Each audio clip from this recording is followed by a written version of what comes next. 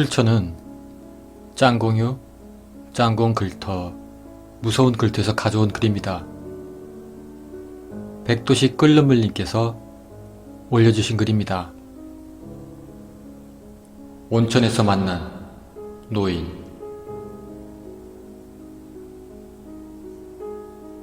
삶의 권태가 느껴졌는지 다시 우울증이 도졌다. 스스로가 한심하게 느껴지기도 하고 마치 살아서는 안 되는 존재처럼 여겨졌다. 이러다가 살 이유를 찾지 못해서 자살이라도 하는 것이 아닐까? 그런 생각이 들었다. 그렇게 위험한 생각도 잠시 스스로가 만든 고립된 웅덩이를 탈출하기 위해 나는 다짜고짜 짐을 쌌다. 여행을 떠나기로 마음먹은 것이다. 지갑을 보니 한숨만 나왔다. 파란색 지폐 3장뿐이었다. 핸드폰에 있는 은행 어플로 잔고가 얼마나 있는지 조회를 해보았다. 대략 한 50만원 정도 있었는데 그게 전 재산이었다. 어차피 미래가 보이지 않는 시기. 그렇게 미련 없이 집 밖으로 나섰다. 터미널에 도착을 한 후 당장 부산과 경남을 벗어날 수 있는 최대한 먼 곳으로 가고 싶었다. 시간상 대전이 알맞았다. 도시라서 썩 마음에 들진 않았지만 이미 나의 입은 대전 한장이요 라고 말을 하고 있었다. 그렇게 버스에 몸을 실은 뒤 아무 생각 없이 창밖만을 바라보았다. 대전에 가서 무엇을 할지 전혀 생각하지 않았다. 아니, 떠오르지가 않았다. 그저 단지 이곳을 떠나기만 한다면 답답한 숨통이 트일 것 같았다. 그렇게 잠깐 잠이 들어 깨어나니 대전 복합터미널이었다. 버스에서 내린 난 근처에서 돈가스를 먹으며 앞으로 무엇을 할지 고민을 했다. 돈가스가 너무 맛있기도 하고 배가 너무나 고팠기 때문에 나는 돈가스 하나를 더 시켜 먹었다. 다 먹고 나올 때까지도 어디서 무엇을 해야 할지 결정하지 못했다. 사실 대전도 일 때문에 많이 다녀본 곳이라서 새로운 기분을 느낄 수가 없었다. 무작정 지나가는 택시를 잡고 대전역으로 갔다. 그리고 그곳에서 아산역으로 가는 표를 끊고 기차를 탔다. 무슨 이유인지 모르겠지만 갑자기 온천이 하고 싶어졌다. 아마도 내 몸을 감싸고 있는 혐오스러운 자신을 씻고 싶었던 것 같다. 그렇게 아산역에서 지하철을 타고 온천이 유명한 곳으로 갔다. 낯선 마을에 내린 뒤 그제야 탈출에 성공했다는 기쁨이 밀려왔다. 처음 와본 마을에는 노을이 지고 있었다. 사람 사는 것이 다 비슷하다고 하지만 그 지역마다 다른 문화와 환경을 느끼는 것이 좋아서 걷고 또 걸었다. 그곳은 크고 작은 온천들이 많았다. 마음 같았으면 호텔이나 괜찮은 시설에 가고 싶었으나 주머니 사정이 여의치 않아서 나는 할 수 없이 저렴한 곳을 찾을 수밖에 없었다. 그러던 중 야외 온천이 가능한 작은 요관을 발견했다.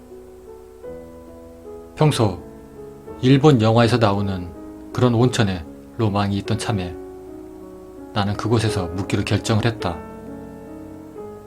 그동안 다녔던 수많은 숙박시설과는 비교를 할 수 없을 정도로 낡았다.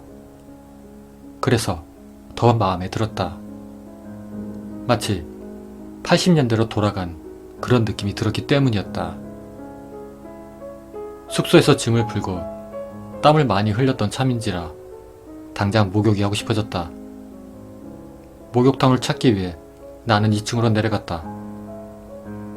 내심 혼탕을 기대했지만 여기는 동방예의지국이 아니던가. 그렇게 아쉬운 마음으로 나는 남탕을 향해 총총 걸음으로 걸어갔다. 굉장히 오래된 사물함이 진열되어 있었고 어릴 적에 맡았던 목욕탕 향이 진동을 했다. 그러나 사람들은 보이지 않았다. 모두가 안에 들어가 있는가 싶었다. 흔한 음료수를 파는 직원도 없었고 정막 그 자체였다.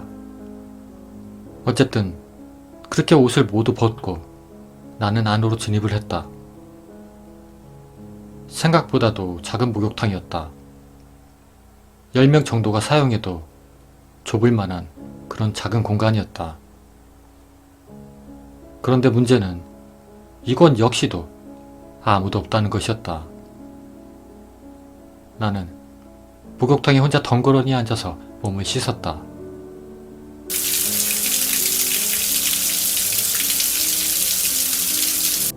그렇게 비누 거품으로 온몸을 씻고 나니 따뜻한 탕 안에 들어가서 몸을 지지고 싶었다. 야외에 있는 온천에 들어가기 위해 문을 열었다. 그런데 그곳에는 나이가 70살 이상으로 보이는 노인이 몸을 담그고 칠갑산이라는 노래를 부르고 있었다. 혹시나 실례가 되지는 않을까 나는 조용히 몸을 담갔다. 그러자 노인은 그런 나를 멀뚱히 쳐다봤다. 혹시라도 불편해할까봐 나는 좀 멀리 떨어져 앉아서 산을 바라봤다. 석양이 진 산의 모습을 보니 참으로 아름다웠다. 그렇게 한동안을 나는 아무 생각 없이 산을 응시하고 있었는데 그때 옆에서 쉰 목소리가 들려왔다. 노인이었다. 젊은이, 혹시 요즘 일이 잘 풀리지 않는가? 나는 깜짝 놀라 노인을 바라봤다. 네? 노인은 걱정스러운 눈빛으로 다시 한번 물었다.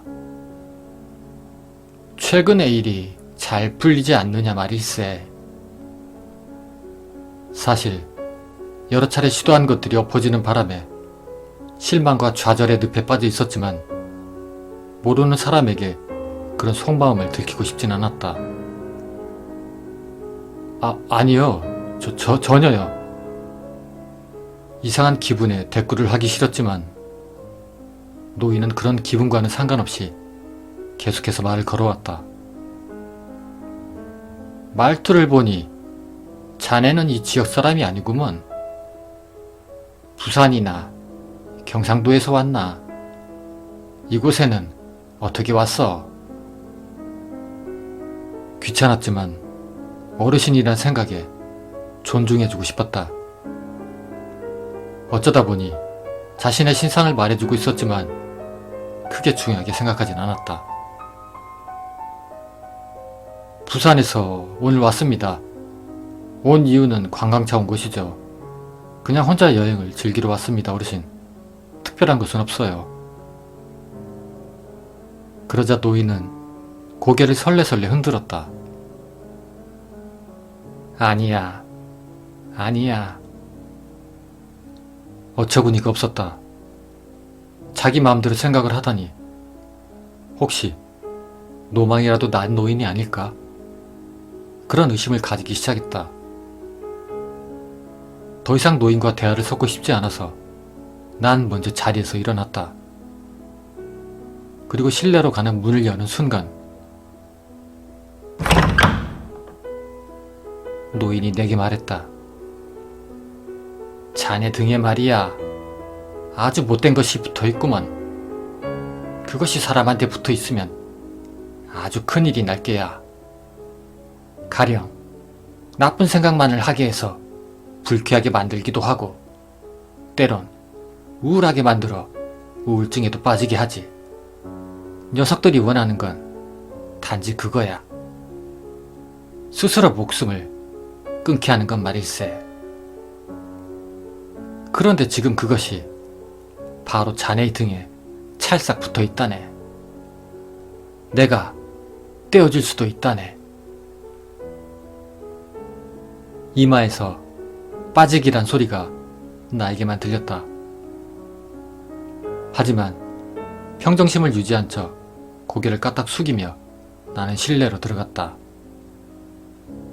수건으로 대충 몸을 닦고 옷을 입었다.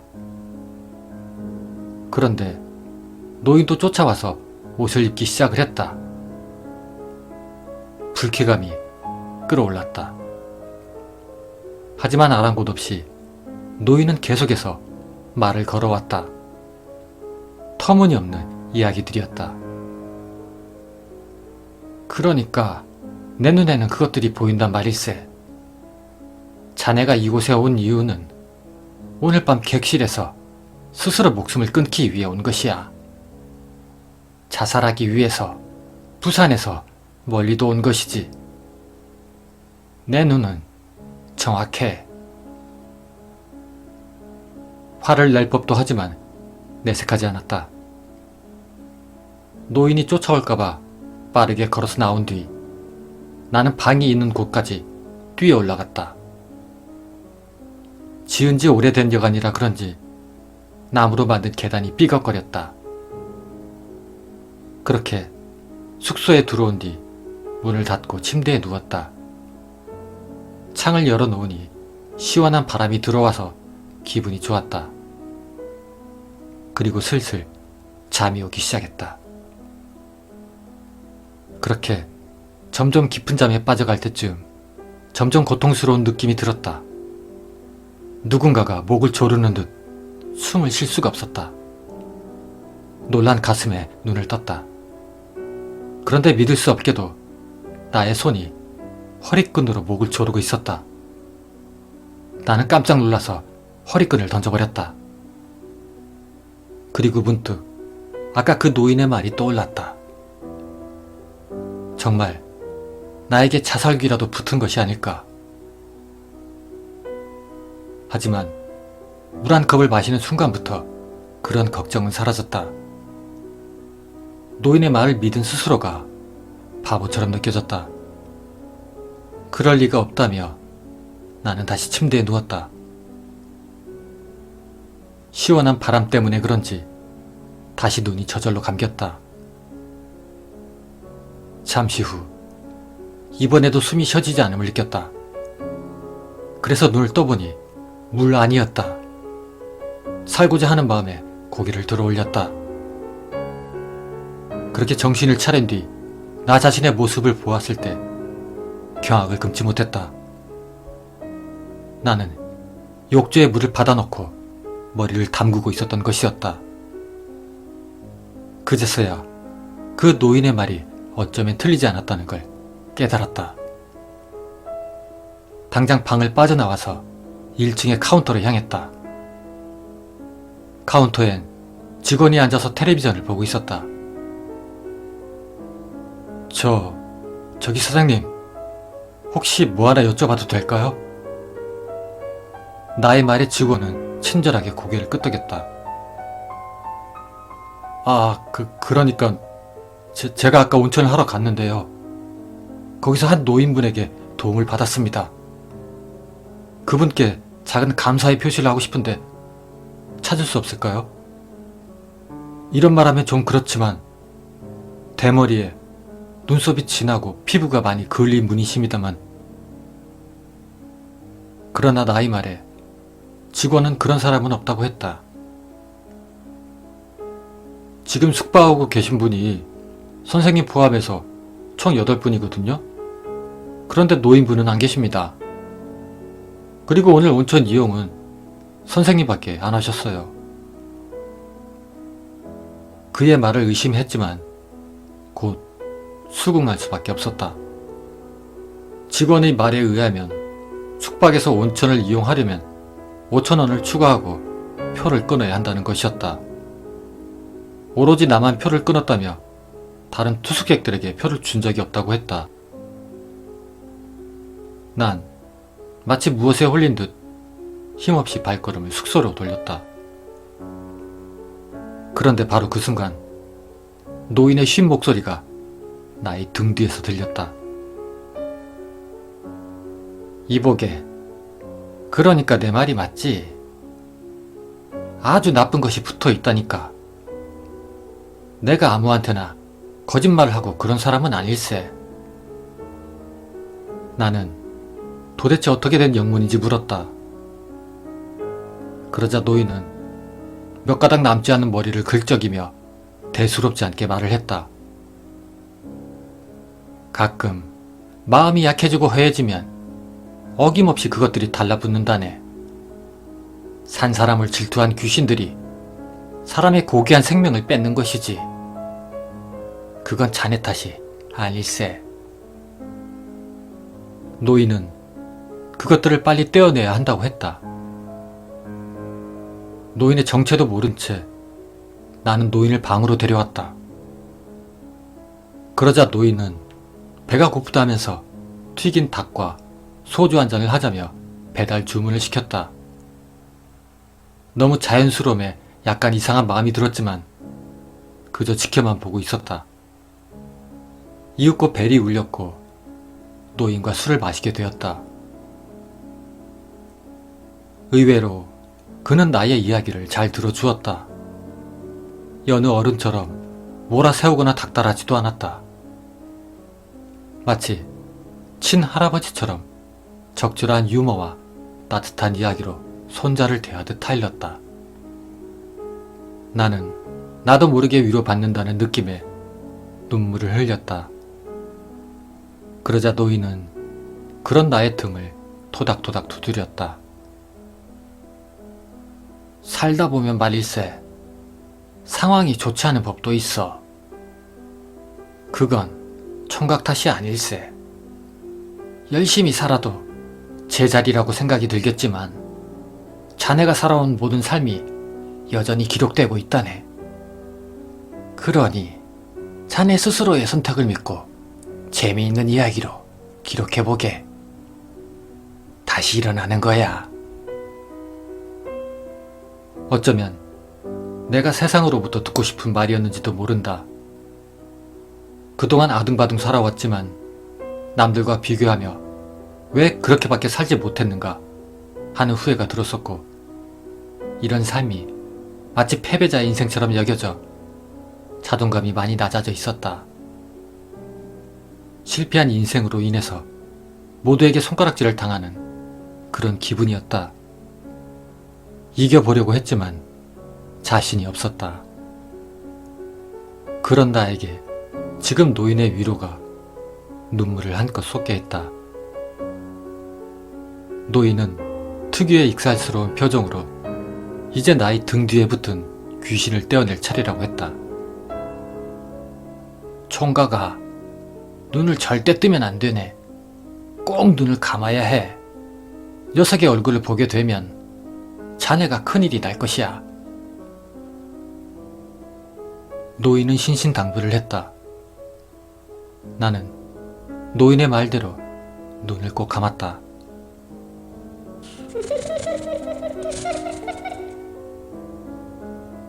그런데 갑자기 요상한 소리가 들렸다. 깔깔대는 웃음소리가 났다. 그리고 빠르게 중국어와 같은 그런 말도 지나갔다. 나는 너무 궁금한 나머지 눈을 뜨려고 시도를 하자 그때 노인의 손이 두 눈을 뜨지 못하게 가렸다. 사실 노인을 의심하는 마음을 가졌지만 할 수 없었다. 그런데 노인은 나의 눈을 가린 상태로 질문을 하나 했다. 자네, 어머니는 잘 계시는가? 난감한 질문에 난 곧바로 말을 하지 못했다. 왜냐하면 어머니께서는 어떻게든 살아보려고 밤낮 할 것 없이 식당 일을 나가셨기 때문이었다. 술만 마시면 폭력적인 아버지와 이혼을 한 뒤 성치 않은 몸을 이끌고 고생하고 있다는 것을 알기에 그것을 차마 두 눈으로 뜨고 보기가 고통스러워서 외면한 나 자신이 싫었다. 난 또다시 뜨거운 눈물이 흐르기 시작했다. 떨리는 목소리로 아니요 라고 대답을 했다. 그런 내 눈물의 의미를 알았는지 노인은 집으로 돌아가면 반드시 어머니를 잘 모셔달라고 했다. 그땐 무슨 의미인지 몰랐지만 말이다. 이보게 총각, 자네에게 붙은 귀신을 모두 떼어냈네. 이제 자살귀 따위는 모두 사라졌어. 그러나 또다시 자네의 마음이 약해진다면 그것들은 언제든지 찾아올 것이 분명하네. 내가 셋을 세면 눈을 뜨게나. 하나, 둘, 셋. 나는 노인이 말한 대로 눈을 떴다. 하지만 좀 전까지 함께 있던 노인의 모습이 보이지 않았다. 갑자기 사라진 노인을 계속 찾으며 두리번거리던 중 그때 문득 거울 속에 비친 나의 모습을 보고 경악을 했다. 당장 목을 메고 죽으려고 하는 사람처럼 나는 천장 위에 매달린 줄을 잡고 있었다. 또다시 놀란 마음에 당장 의자 위에서 내려왔다. 그러고 보니 노인과 함께했던 흔적이 하나도 남아있지 않았다. 다 뜯어먹고 남았던 뼈와 모두 비운 소주병이 모두 사라진 것이었다. 그제서야 정신이 들었는지 나는 핸드폰을 찾았다. 그리고 꺼져 있는 핸드폰을 켰다. 어머니의 문자가 수십 통이 와 있었다. 내용은 모두 내가 걱정스럽다는 그런 내용이었다. 늦더라도 잠을 안 자고 기다린다며 전화를 좀 해달라고 했다. 나는 당장 어머니께 전화를 걸었다. 별일이 없다고 내일 돌아갈 것이라고 말을 했다. 그런 와중에 어머니는 걱정이 된다며 내일 출발할 때 반드시 연락을 하라고 했다. 어머니와의 전화를 끊고 한참 동안 핸드폰의 화면을 응시했다. 아무 생각은 없었지만 손가락이 저절로 메모장을 열었다. 그곳에는 유서가 적혀 있었다. 내가 적은 것이었다. 그동안의 삶이 싫어져 이곳에서 숨을 거두겠다는 내용이었다. 그것을 보는 순간 모든 것이 떠올랐다. 정말 스스로 죽음을 선택한 것이다. 현실을 도피하다가 끝내 삶의 끝에 다다른 것이다. 뜨거운 눈물이 계속 흘러내렸다. 그리고 그제서야 깨달았다. 사실 자살귀는 다름 아닌 나 자신이었다는 것을 말이다. 온천에서 만난 노인이 필히 구해준 것이라 생각을 했다. 다음날 아침 온천에서 깨끗이 목욕을 하고 그 노인을 처음 만난 곳에서 합장을 하며 고맙다는 인사를 했다. 그리고 다시 시작을 해보자는 마음으로 부산에 내려갔다. 쉽지 않은 시행착오였지만 예전처럼 그렇게 포기하지 않았다. 다시 사업을 시작했으며 시기에 따라 아르바이트를 여러 개 뛰며 어떻게든 살려고 발버둥을 쳤다. 집요하게 살고 싶은 마음이 생겼다. 그러던 삶이 조금은 풍족해진 어느 날 나는 어머니께 그날의 일을 말씀드렸다. 이제는 말할 수 있네요. 그때 제가 온양에 갔을 무렵 극단적인 선택을 하려고 했는데 한 노인분께서 저를 구해줬습니다. 어머니가 믿지 않을 것 같아 농담 반, 진담 반식으로 그렇게 이야기를 들려드렸다. 하지만 어머니께서는 진담으로 들으시는 것 같았다. 사실 엄마도 네가 이상하다는 것을 알고 있었다. 왠지 그때는 너의 삶이 위태롭게 느껴졌거든. 아니나 다를까 불안한 마음에 전화를 해도 네가 받질 않더구나. 그래서 일을 하다가 도중에 그만두고 집에 왔더니 내가 사라진 것이었단다. 엄만 그날 온 동네를 찾아다녔어. 경찰에 신고도 하고 찾아달라며 애원을 했지. 오죽하면 돌아가신 너희 외할아버지께 빌었단다. 하나밖에 없는 아들, 그리고 하나밖에 없는 손자를 제발 살려달라고 말이다. 엄만 그날따라 지푸라기라도 잡고 싶은 그런 심정이었단다. 나는 엄마의 그 말을 듣자 노인이 계속해서 나의 머릿속을 맴돌았다. 나는 외할아버지를 본 적이 없었다.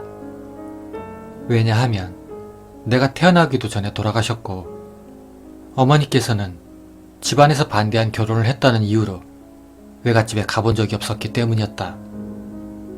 그래서 사진도 없고 얼굴도 모른다.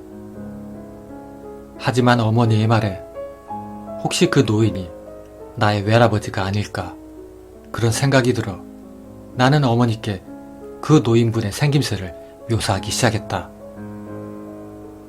하지만 어머니는 대답을 하지 않으셨다. 그저 눈물만을 흘리실 뿐이었다.